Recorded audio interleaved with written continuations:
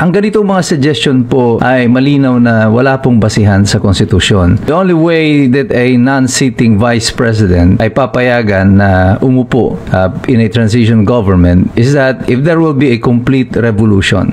Ang panawagan ba ng ibang sektor na kung sakaling magbitiw si Bongbong Marcos ay ipalit ang ibang tao kagaya ni Ramon Ang, mga Pinklawan, sila Leni Robredo, na hindi naman hawak ang titulong vice-presidente ay merong basihan sa ilalim ng ating konstitusyon. Meron bang kaparehong istorya nito sa ating kasaysayan na magsasabi sa atin ng kung ano ang dapat natin gawin? Ito po si Attorney Mike Operario at pag-uusapan po natin yan. Kumakailan lamang ay lumutang na naman itong maugong na balita na may usap-usapan daw na ang militar ay babackupan ang isang transition government o reset government kung saan ito ay pamumunuan ni Ramon Ang bilang isang temporary na pangulo hanggang magkaroon ng eleksyon. Surprisingly, ang ilang mga tao kagaya ni Mayor Magalong ay sinuportahan ang ideya na ito dahil si Ramon Ang daw ay magiging isang magandang choice dahil siya ay businessman at known strategies at kung ano na pang kanyang mga kwalifikasyon. Mga dilaw naman, mga pink, ang panawagan ay pati si Sara Duterte ay bumaba rin sa pwesto para bigyan ng daan ang appointment or temporary president nang magmumula probably sa kanilang hanay. Ang ganitong mga suggestion po ay malinaw na wala pong basihan sa konstitusyon. The only way that a non-sitting vice president ay papayagan na umupo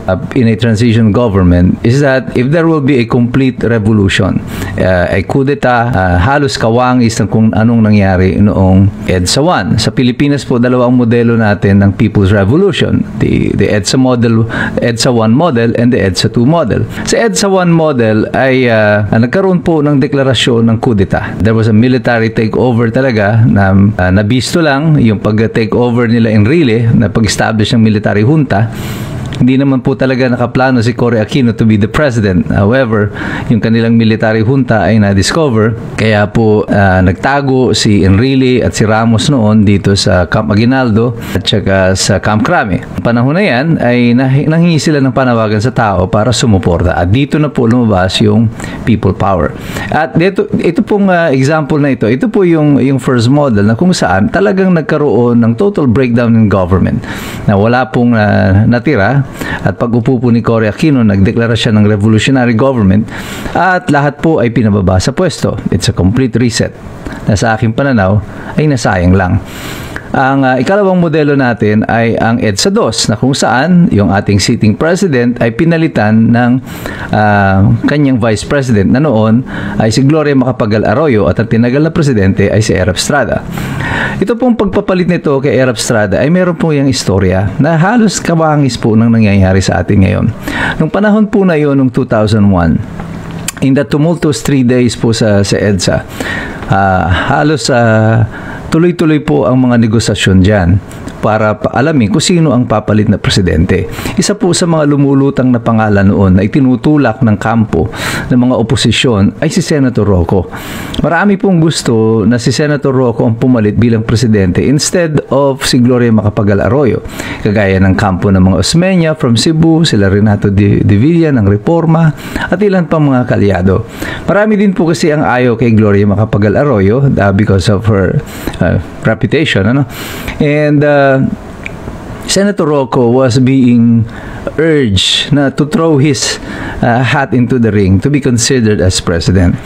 Pero sinabi noon ni Senator Rocco na mahirap sa sitwasyon natin sa kasalukuyan na kung saan unstable ang government, that we will shake it even further by introducing non-constitutional measures. Non-constitutional because siya ay hindi kasama doon sa line of succession. Although sino ba ang ayaw maging presidente? Pero naniniwala si Senador Rocco noon na then was not the time. Ang kailangan noon is to stabilize the government, and we are in trouble at that time. At to stabilize the government, we need an anchor. Ang anchor po natin dyan is the Constitution. Kailangan nating sundin yung saligang batas. Otherwise, the more that we tinker with the Constitution, the more that we will get into trouble. Mas lalo tayong mapapahamak kung mayroon po tayong mga gagawin pa na paglabag o pagbabago sa konstitusyon. Ito yung sinasabi na Remulla, to bend the law.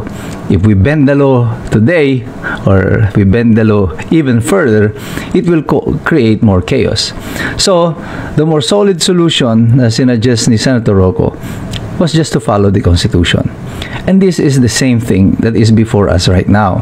If ever man mag-resign si Bongbong Marcos, we have no other option but to follow the Constitution. At ang ayon sa Constitution, it is the Vice President na dapat ay umupo. Maaring hindi nyo yan gusto, maaring may iba kayong preferred, but to allow Ramon Ang to sit as president definitely will have no constitutional or any legal basis at all. Wala rin siyang moral basis. Kahit na sino pa man na isuggestion dyan na hindi nakasaad sa Constitution in the line of succession will not be acceptable because it will violate the very fundamental law na pinaglalaban natin. Ang lahat po ng ating karapatan at ang lahat ng batas na ating pinatutupad ay kailangang umayon at sumandig dito po sa ating saligang batas. Kaya nga po saligan ang tawag dyan. Dito tayo lahat sumasandal. Dito tayo nakasanding na lahat. Dito tayo dapat susunod. Kapag ito ay ating bina-violate at isinasasang tabi, ay lalo pong magkakagulo sa ating lipunan. At ito po ang sinasuggest ng mga tao na ito. Yung mga gusto po na si Ramon Ang, si Leni Robredo, o sino man na sinasuggest nila na mag-take over sa government sa pagbaba ni Bongbong Marcos, ay hindi po totoong nagmamahal sa bayan. Ang nais po nila dyan ay kaguluhan.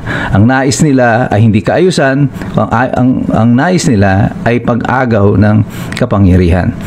Ako ay naniniwala na sa ganitong sitwasyon, sapagkat ito ay meron tayong mga modelong sinusunod, na ang dapat lang talaga nating gawin ay sumunod tayo sa saligang batas. Hindi natin man gusto ito, ayaw nyo man kay Sara Duterte, ayaw nyo man sa kanyang pamamalakad, siya po ang nakaupong vice presidente sa kasalukuyan. At ayon sa konstitusyon, kailangan nating galangin ito. At kung bababa si Bongbong Marcos, walang ibang dapat na mamuno sa ating bayan, kundi yung nakatalagang vice presidente. At kailangan lang nating lahat, patuloy natin itong panindigan, sandigan, patuloy tayong mag-diskurso, patuloy tayong makisali dito sa usapin na ito. Pero patuloy tayong nagsisipag-aral, sapagkat mahirap talagang makialam ang taong walang alam. God bless you, God bless us all.